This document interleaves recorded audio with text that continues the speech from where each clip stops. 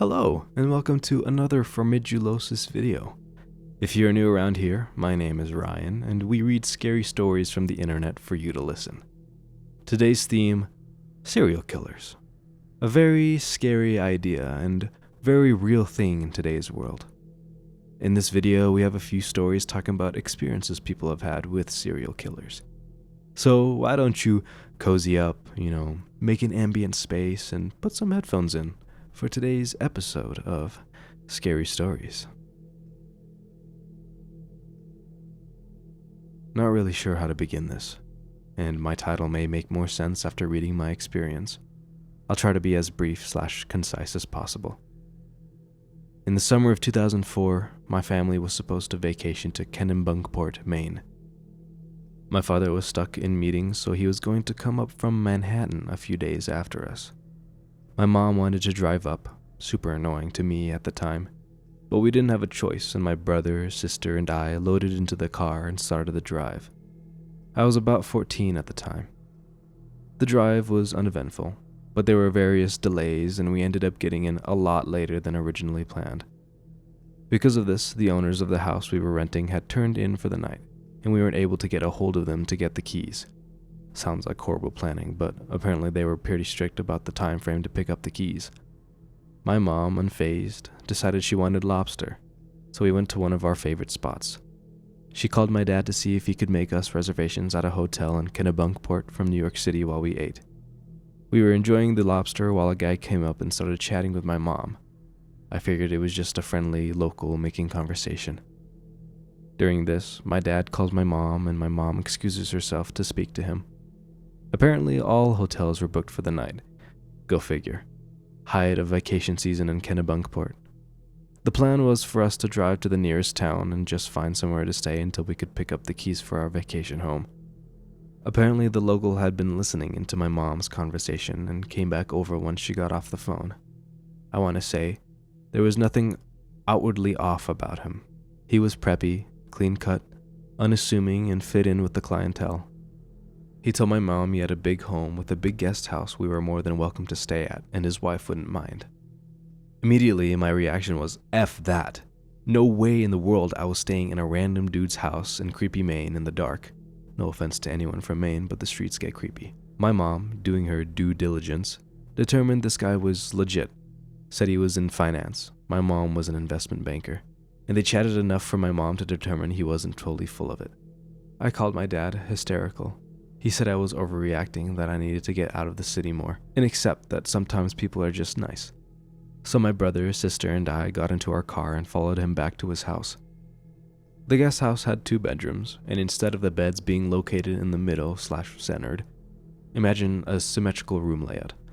They were right under the window in each room, just seemed out of place. Anyway, fast forward, we're all getting ready to go to bed. My mom hears a knock on the door, and it's the guy. He said he just wanted to check to make sure that we got settled. Cool. Nice thing to do. About 30 minutes later, he comes back to check in again. At this point, my mom was like, "Thanks, we're good. We'll stop by the house in the morning to say thank you," etc. Fast forward another 30 to 45 minutes. I can't sleep. I'm terrified. We hear this rustling, which is odd, because the guest house was nowhere around trees or close proximity to bushes that might make such a noise. At this point, I see my mom wide awake and look up at the window, like motioning towards the window with her eyes. Let me add, none of the windows had curtains. The guy said it's because his wife was in the process of redecorating. When I looked up, there was a male figure, just standing. I thought I was going to have a heart attack. I don't know how long he was there for. When he walked away, my mom waited a bit and then told us to get our stuff together. She wasn't messing around. We had my dad on the phone at this point. He was pretty much flipping out at my mom about something, but I didn't hear what. My mom said she was going to put stuff in the car and to follow her out. This was around 2 a.m. When we got into the car, we pulled around to the front of the main house, so my mom could return the key and say thanks and get the fuck out of there. However, when we got to the front, all the lights were off. Not just all lights, but it looked like no one had been home. Porch light, table lamp, and front windows, everything black. Also, the 2 cars were gone, the local's car, and what we presumed to be his wife's car. After seeing this, my mom, at this point pretty unsettled, said we were leaving and proceeded to drive to the gate. The gate at the end of the driveway had been deadbolted / padlocked shut from the inside. It wasn't a super strong gate, so my dad said rev it. We were in a big SUV and just get out of there. We drove straight back to New York City, not speaking the entire time. We have never returned back to Maine, and my parents refused to speak about it. I asked a family member one night about it when he was drunk, and all he said was, "They didn't tell you?" The actual owners of the house were on vacation. I'm assuming my mom or dad followed up with local authorities and figured that out, but never told us. I don't know who that man was, or what was planned that evening. I was curious as to whether they were known serial killers or murderers who were in the area at the time, whether they were traveling through, etc. Sorry for the long post, just trying to be thorough. Also posted in r/unresolved, as I am curious if there are any serial killers, etc., known to be operating in the area at the time, but it was suggested I post here instead. Wow. Very interesting first story. Yeah. I definitely agree with him being like, yeah, I'm not staying in a random person's house. I know if people are nice, but affording a motel or affording a hotel, especially when you're on vacation, is probably the better thing to do. And having no blinds, oh my gosh. I personally keep my blinds closed all the time. I barely open them just because of where I live. It's not a scary place, it's just a lot of people can pass by and I don't want them to look into my room while I'm doing things. So especially while I'm sleeping, I close them especially tight. So because that's a big fear I have, just seeing somebody at my window while I'm sleeping. Whew. I've had experiences of that. A little bit of story time. I don't know if this is put in the video. A little bit scary, but one night I was playing games, on my computer, in this room actually, and my blinds weren't fairly closed, because I think it was summertime and it was hot, so I had to open the blinds and open the window a little bit, and I saw a quick flash enter my room of light, white light, not even storm lightning light, as I thought. So I thought, and I quickly turned around really quick, and I saw nothing there.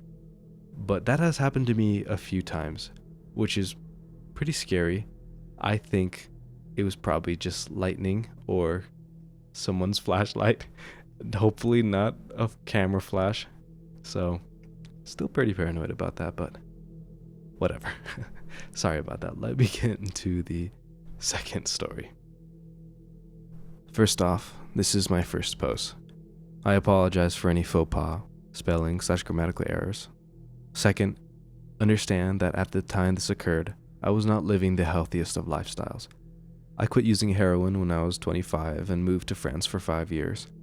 I just recently moved back to the States this past summer. This is relevant because it speaks to my mindset at the time all of this occurred, and why I was comfortable taking the absurd risks I took. I was a drug fiend. Anyway, on to the story. When I was 20, I had moved from Baltimore to the Eastern Shore, thinking the distance would help mitigate my habit. It didn't. Instead, I just ended up driving to Bmore every couple of days and buying several $100s worth of heroin instead of just buying less on a daily basis. In the process, I got to know a lot of odd people, some of them hacks. In Baltimore, a hack is someone who operates as a cabbie, illegally. Often they take people into the city to pick up their drugs or just charge half the rate of a legit cab driver. I had met an older guy at a Dunkin' Donuts in Dundalk who did this. Now, I wasn't in the habit of using hacks, but one night my ride went down a one-way street the wrong way in front of a police officer, and we were pulled over and searched. It ends up the idiot had brought his stash of pot with him, so we were arrested and sent to BCDC. God, I was pissed. Around midnight that night, they released me. It ends up that not only had my friend admitted ownership of the marijuana, but the reason they'd used to search us, that his license was showing up as suspended, was bull, and my friend's lawyer had called them on it. So there I was, in the middle of Baltimore City, with no ride, nowhere to go, dope sick in the middle of December. They released the men and women separately, and my friend's cell phone was still off at the time when I tried to call it. It ends up that he had been released several hours earlier, but had left his phone in the truck. For anyone that hasn't had the pleasure of being arrested, they impound your vehicle. So if you're unlucky enough to get processed and released after 5 p.m. or before 8 a.m., you're out of luck re-getting your vehicle back. Not to mention another couple $100 in the hole. As I mentally ran through my list of options, I remembered the hack I'd met earlier that week, and decided to give him a try. I figured that at the least, if he was still awake, I could pay him to help me cope, and to drop me off at the Greyhound bus station to wait out the night.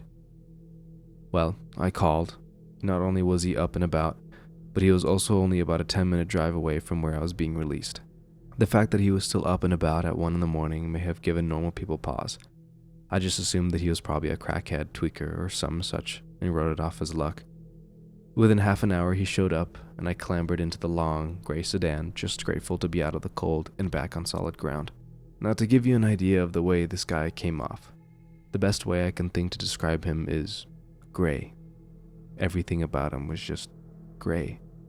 His vehicle was a medium dinged up gray, his hair was longish, and a deep, solid gray. Even his pallor seemed gray. I remember he had the face of a postmenopausal woman, sort of Jolie, if you know what I mean. Soft. In retrospect, the guy was creepy as all get out, but at the time he just seemed unexceptional. And really, in the drug world, there are so many weird people that you're forced to deal with on a daily basis that unless someone comes off as blatantly volatile, you eventually learn to just ignore the crazy. If you don't, you'll drown in it. We managed to cop. In Baltimore, there's always someone out. I asked the guy to take me to the Greyhound station, just wanting to get well and to curl up until I could think about catching a bus.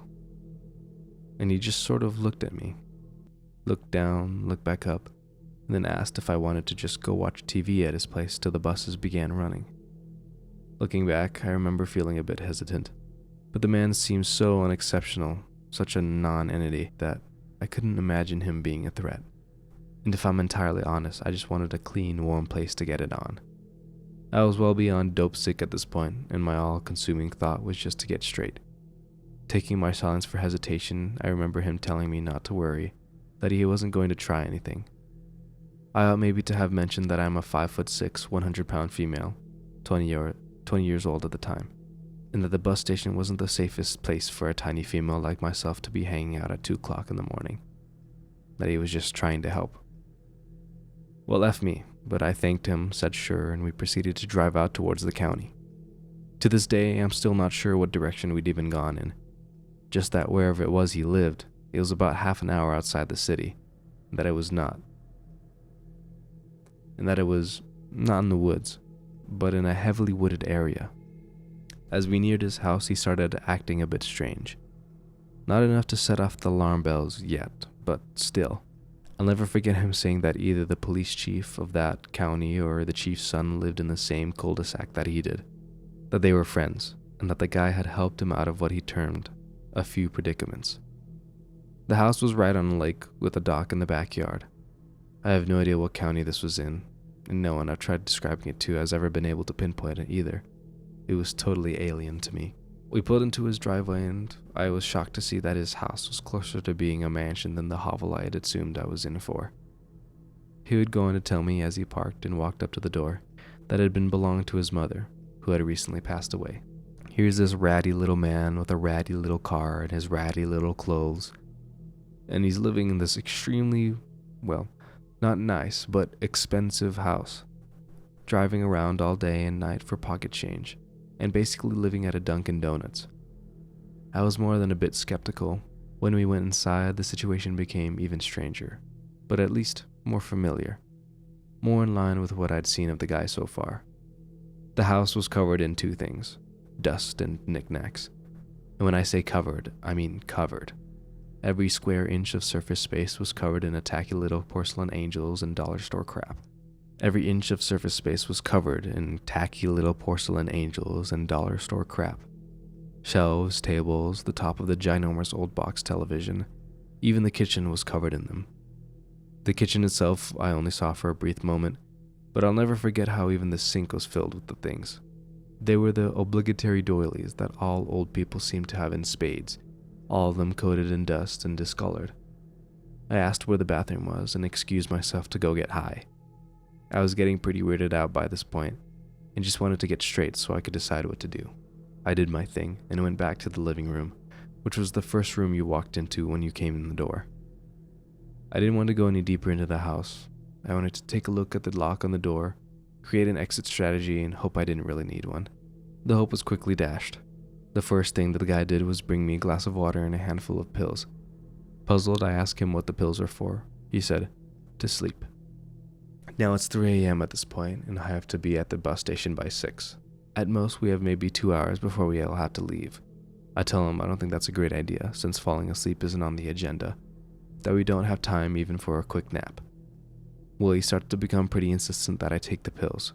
Believe me, if we weren't so out in the middle of nowhere, not to mention it being December and bitter, bitter cold, at this point I'd have booked.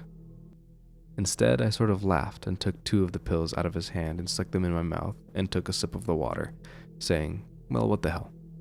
Immediately, he brightened and shuffled off to get me another glass of water, which I'd requested. Looking back, I shouldn't have even drank the bloody water. Idiot. I spit out the pills and shoved them into the seat of the sofa. This whole time we'd been talking about little things, Baltimore, local politics, music, nothing deep. At this point, he starts asking me about chemicals, about drugs, specifically what sort of drugs will knock someone out, but not harm them. How much would you need of what for someone, say, tiny like myself? I try to act as if this is an entirely normal conversation fodder. At this point, it seemed to me that my existence depended on my not registering how abnormal the entire situation was. I think my thought process at the time, and especially as time went on, you'll see what I mean shortly, was that I couldn't act as if I knew what was going on, that I couldn't act as if there was anything strange or alarming occurring, that he would be stupid to let me leave and let me live if he knew that I knew exactly what was going on here, that I need to seem like a non-threat. The whole time we were having this discussion, by the way, the guy kept trying to get behind me. At one point, he succeeded and started rubbing my shoulders. I just laughed, said I wasn't a fan of massages and that I needed to run to the bathroom. When I came back, I made sure to sit on the sofa that was up against the wall, and I'm looking around for a phone, but I don't want to ask for one, because I don't want him to know that my cell phone is dead. Yeah, another great stroke of luck. My cell phone had died about 5 minutes after I'd called the creep to come pick me up. Now this whole time, the guy had been pacing around the living room, sitting for a few minutes, only to get back up again, walk back and forth a bit, and sit back down. He'd begun talking about his mother, how she collected these knickknacks, how she'd died, heart attack, stroke, and how he'd been thinking about renovating the house, but hadn't had the heart to make any changes to anything yet. So he says he wants to show me something. He wants to show me the upstairs. Why I didn't run screaming out of that place, I don't know. I think part of me was still very much hoping that I was misreading the situation, that the guy was just lonely and creepy and socially maladaptive, and not actually dangerous or anything. But here we have yet one more horror film trope coming into play. Creepy obsession with mother and bizarre dust-filled house perfectly preserved in memory of mom, down to the last glass she used still sitting on the kitchen table. I shit you not. And now the guy wants to show me the upstairs. He wants to show me her room. So I follow him up the stairs. At first he makes it obvious he wants me to go up before him, but I wasn't having any of that. We get to the second story. There were 3.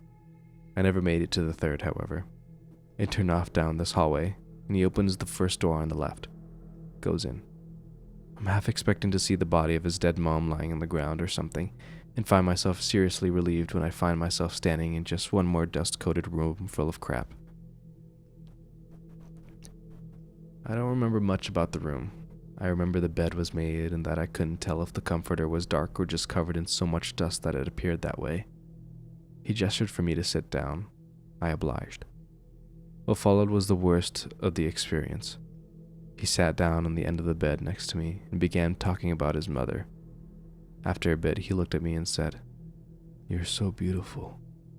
You look like a little girl. I bet little girls really like you." I tried to lead the conversation back to his mom.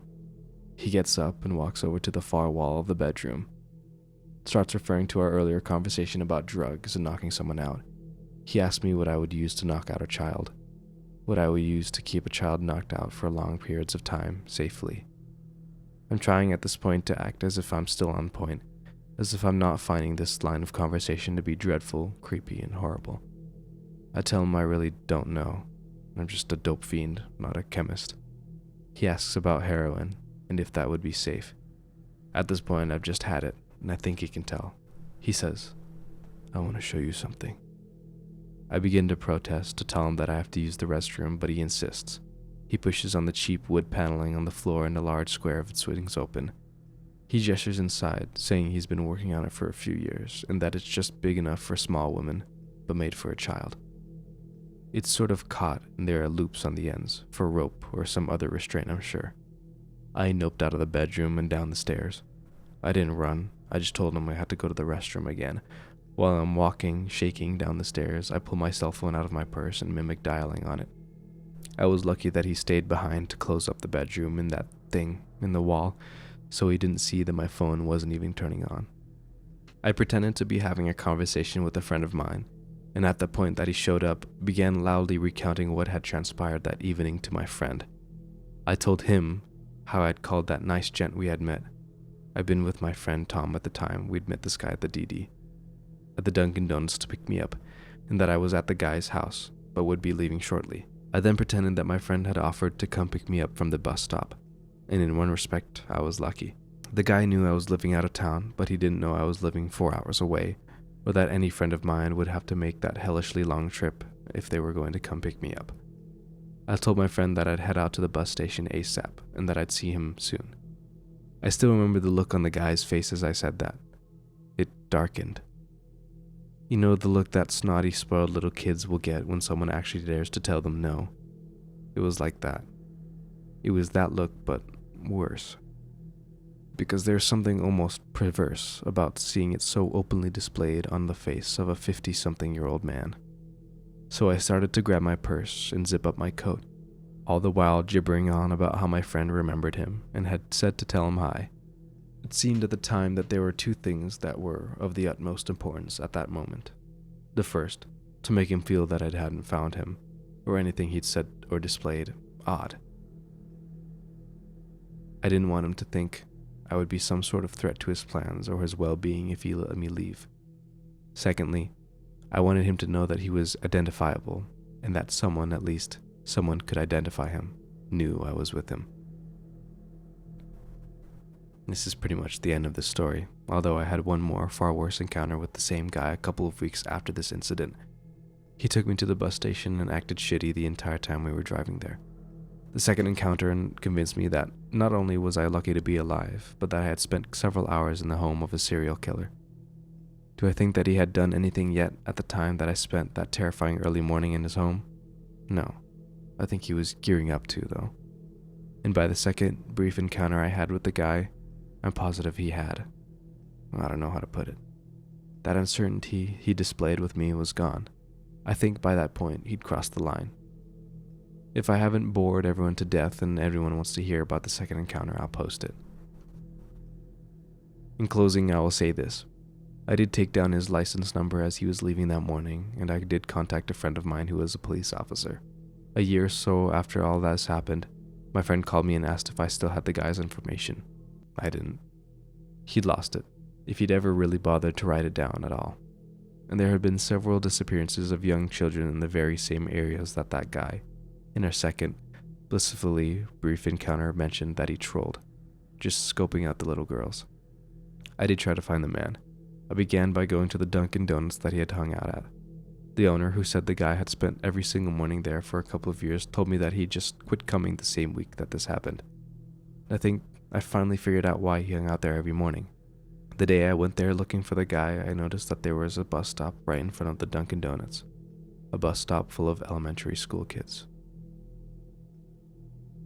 Well, before we get into the second part, which I do have here, that's messed up. That's the worst kind of serial killer. That's very, very creepy, and I hope this is not a real story. But man, just having that idea that people like these actually exist. Terrible. Hate it. But I guess we should go to the second part of the story, see what happens now.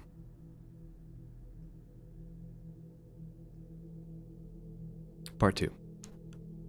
After my initial encounter with the Dundalk Creep, I contacted a friend of mine who was a Baltimore City police officer and gave him a description of the creep's house, car, his license, first name, cell number, and a detailed account of what transpired that morning in his home.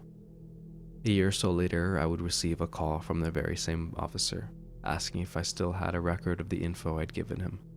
Unfortunately, I no longer did. And the owner of the Dunkin' Donuts on Eastern Avenue, the Dunkin' Donuts the creep used to frequently, had no information of the creep. The last he'd seen of him, the creep had come by to show him a car that he'd purchased. It was black in a sedan, and that was all the owner knew. I was on high alert for a week or so. I'd received a couple of sketchy calls from a blocked number, but nothing I could pin on the creep. Life went back to normal, my normal at least, and after a couple of weeks I was able to convince myself that I had exaggerated the entire encounter. After all, I was still breathing. So one day, Tom and I decided to take a trip to the city and pick up my stash for the next few days. Usually when we went to Baltimore, we'd pick up about $500-600 worth of scramble, 70 pills. This would last the two of us about 2 days, sometimes 3. I had a hell of a habit. Well, on this particular day, we decided to pick up a bit more than usual. Why? I can't remember. But the entire trip was cursed from the get. We were late leaving the shore. There was an accident in the harbor tunnel that ended up backing up traffic for a good 3 hours. By the time we made it to East Bmore, my contact had dipped. I ended up getting in touch with another guy who sold out of Dundalk, so we went down to Erdman Avenue, the same Erdman Avenue the creep's Dunkin' Donuts is on, and I had Tom park in the Goodwill parking lot so that I could find my guy. Most of my contacts knew Tom, but this guy I was going to meet was one of those paranoid hitters, and wouldn't serve me if he even saw Tom's truck in the vicinity of where we were meeting. So I had to hoof it. I can't remember exactly where it was he wanted me to meet him, but I'm fairly certain it was Dundalk Avenue, or Merritt Boulevard, one of the large roads that run through Dundalk like a vein. Whenever I'm in the city and I have to walk anywhere, I employ the look down, look at your feet, never look a stranger in the eye. If a car honks their horn at you, do not respond method of minding my own business.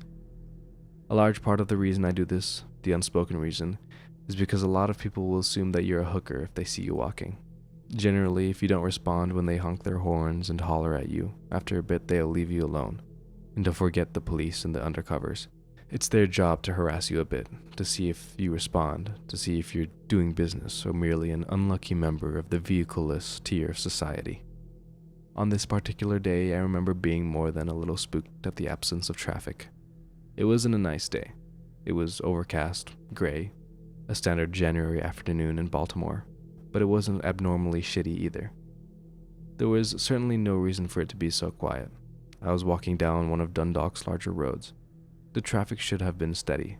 There should have been a few people shopping and walking about, at least, but nope. It was just me and the occasional ragtag car. I was about a mile down the road from my meeting point with my dealer when a black sedan pulled up next to me. It was the creep. He opened the passenger side door from the inside and told me to get in. Now, I seriously considered altering the story at this point to make myself look like and feel like less of a beep, but so far I've been entirely honest in my retelling of my encounters with this guy, so I'm not going to start lying now. Anyway, please cut me some slack. Over the 3 or 4 weeks that had been passed since the incident at the creep's house, I'd spent a fair amount of time talking myself into believing that I had over-dramatized the whole encounter. That maybe that little room on the wall with the cot hadn't been what I thought it was. In short, I had tried to convince myself that I was just a heroin-addled junkie who had blurred the line between reality and fantasy. So when the creep pulled up and told me to get in his car, there were a lot of reasons why I did just that. Instead of doing what a sane person would, and started screaming, running, and pitching a fit, just generally noping the hell out of there. I tried to figure out why I did what I did that day. And all I can say is that between having convinced myself that there was no way I'd actually experienced what I thought I had, and my dislike at the feeling that I had been a giant coward, I felt sort of compelled to face the guy and verify that, no, there was nothing strange going on. and that it really had all been in my head. At the same time, there was another dynamic in play. The fact that I was still sickeningly afraid of the creep. I remember pulling back from the open door of the car and looking around, looking at the whole lot of no one and nothing on that street, and thinking that if I didn't go willingly, he could easily run me down on his own. I told him I was busy, that I was on my way to meet my guy, and he said that was fine. He'd take me the rest of the way and drop me off, that he'd even take me back to wherever I was going afterwards, if I wanted him to. So I got in the car. I was terrified, and I fell back into the same routine I utilized the first time around, acting disoriented, high, harmless, and glad to see him. I asked him what he'd been up to. He said in a perfect monotone that he'd tried to call me. Why hadn't I answered? I explained that I used throwaway cell phones and that I'd acquired a new one once my minutes had run out on the other phone. Now, remember I said that I had only about a mile or less from my meeting point with my dealer when the creep pulled up. My hopes were pinned on him keeping his word and actually taking me where I needed to go. If that happened, I thought, then everything was okay. I didn't need to worry, but of course it didn't. When he blew through the light we needed to turn at, I told him he'd missed my stop. "Oh," he replied. "Don't worry. I'll take you where we need to go. I just wanted to talk to you for a minute first." I just felt sick to my stomach. He pulled off of Dundalk Avenue, and I could see that he was turning into one of those little parks they have dotted through the city. Parks with jogging paths and a few token toys and swings for children. If I recall correctly, there was some sort of school or other government building in the background.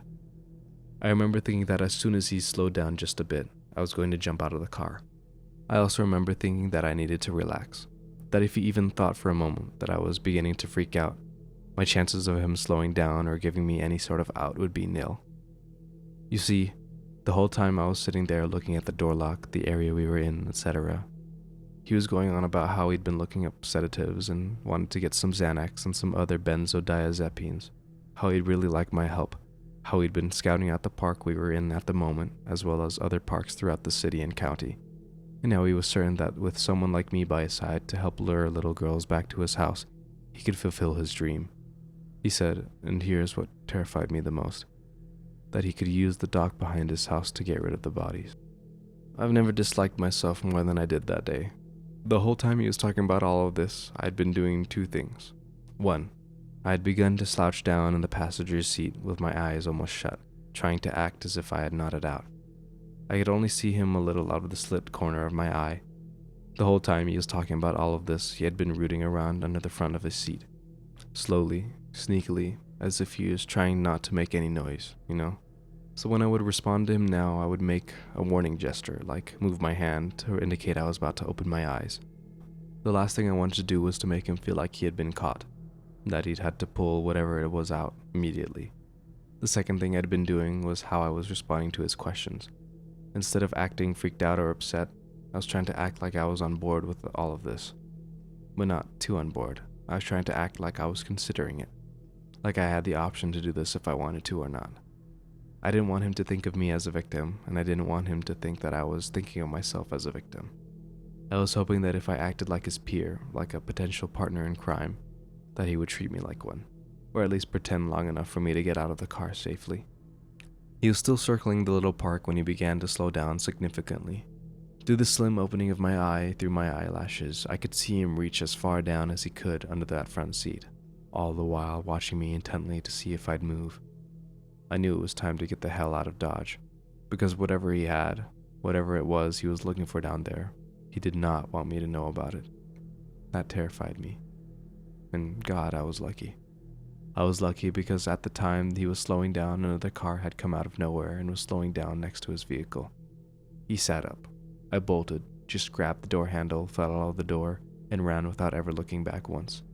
I pulled my cell phone out of my purse and called my friend and had him pick me up from one of those stores on the corner of the avenue.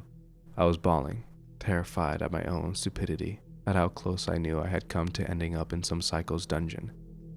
This was how he referred to his hole in the wall during his rant that day. All because I didn't want to listen to my instincts, or, hell, just pure common sense. I cried and cried and cried, thinking about the creep and the things he had said he wanted to do to little girls. This is, for all intents and purposes, the end of my encounters with the Dundalk creep. About 2 or 3 months after all this happened, I received a phone call one day. One I didn't answer because the number was unfamiliar. Later that same week, I checked my voicemail and it was the creep. He changed his number and wanted to let me know. Also, he had finished renovating the house and wanted me to come see it. He said he'd put out an ad in some paper and was letting out various rooms as boarding house rooms to women only. That he had some interesting ideas he wanted to talk over with me. I forwarded the new number to my police officer friend and changed my own. Despite what I'd said earlier when I had told the creep that my number changed because I used throwaway phones, my number had never changed. I just never answered numbers I didn't know, and prior to our second meeting I had not bothered to set up voicemail at that point in time. To anyone out there interested in pursuing this, over the years I've tried off and on to find the creep's house, now with Google Maps. I may at least be able to narrow down the county. The Dunkin' Donuts he hung out at every morning for years is the one on Erdman Avenue. Google Maps shows the Dunkin' Donuts with a bus stop out in front. For anyone that's interested in checking it out, the Dunkin' Donuts he hung out at every morning for years is the one on Erdman Avenue. Google Maps shows the Dunkin' Donuts with the bus stop out front for anyone that's interested in checking it out. I still think the best bet is the owner of that Dunkin' Donuts. Creep hung out there for years, picking up business, drinking coffee, and talking to the owner. I refuse to believe that they didn't know each other a bit better than the owner had made out, or that the creep just never showed up there again. I can believe that he may have cooled it, that place for a bit after our encounter, but I think it's almost a given that he had gone back eventually. The only other point of possible identification I can think of is the cop the creep claimed lived in the same cul-de-sac that he did. He said it was either the police chief of that county or this chief's son. I remember him seeming to find that amusing, that he laughed about his friendship with the cop. But they were on the river. The cul-de-sac had to be accessed via a bridge from the main road. Beyond this recollection, I'm tapped. Anyone out there with addiction issues, you can beat them. I was a heroin addict from 19 to 25 when I picked up and moved overseas. For me, it took relocating half the world away to get far enough from my addiction to overcome it. But I'm going on 6 years clean this April, and I'm thankful that my life doesn't consist of elements like the above any longer. If I can do it, anyone can. Thanks for reading. Wow. Yeah. Oh, man, I wouldn't even know what to do in that situation. Oh, I would actually. I would run and tell the cops. But yeah, I mean, in her situation specifically about, having trouble being in an addiction. Yeah, wow. I mean, terrifying to think of. I actually don't know when that story was made, and if that person was found, if this story is actually real. But hopefully, that's all we have, is hope. But, wow, what a scary situation to be in. Talking with someone that thinks of that. Ah, my God. That's so disgusting. So gross. Thank you guys for watching this video. Thank you guys for listening to my voice and to listening to these stories that were found on Reddit and 4chan. And I'm glad you came back to Formidulosis. I hope you come back next time, and I hope you have a good day. But anyways, thank you guys. And I'll see you in the next one.